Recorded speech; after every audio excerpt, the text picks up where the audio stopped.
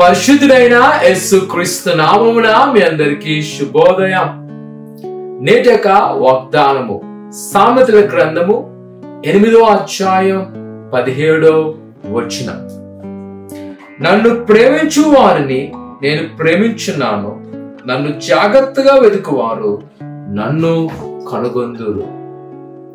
ప్రియ కుమార కుమార్తె, దేవుని యొక్క వాక్యము చాలా తేటగా తన ఉద్దేశాన్ని తెలియచేయబడుతుంది.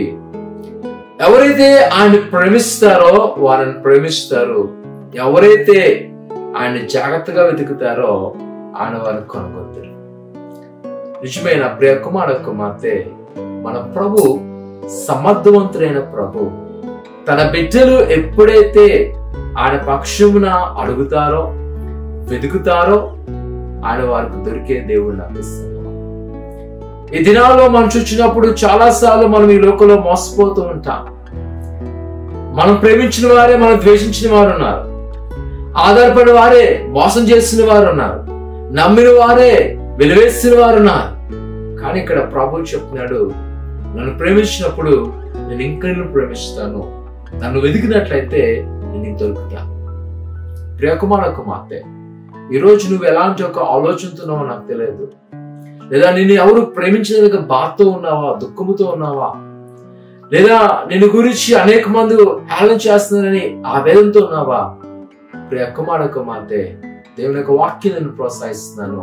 ఆయనను ప్రేమిస్తున్నాను. ఆయనగా నువ్వు జాగ్రత్తగా వెతికినట్లయితే ఆయన కనుగొనగలవు, ఆయన కృపను కనుగొనగలవు.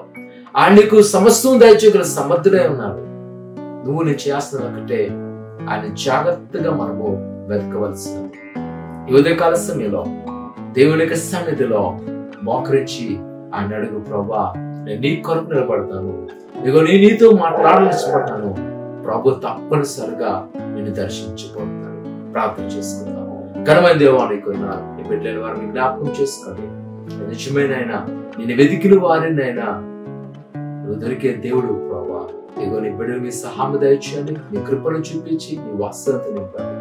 వారిని ప్రతి కొదులు తీసుకోమంటారు, నీ కృపాక్షాలతో నింపి వారి పట్ల నీ చిత్తం నెరవేర్చి నీ సమృద్ధికరంగా ఉంచుకోండి. ఆయన ప్రతి అవస్థలు తీర్చి బలపరచుకోమని, ఆయన వారు ఏదైతే కోరుకున్నారో వారి కోరికను సిద్ధింపచేయమని యేసునామమున తండ్రి, ఆమేన్. ప్రభువైన యేసుక్రీస్తు కృప ఎల్లకాలం మీకు తోడై ఉండేది కాక.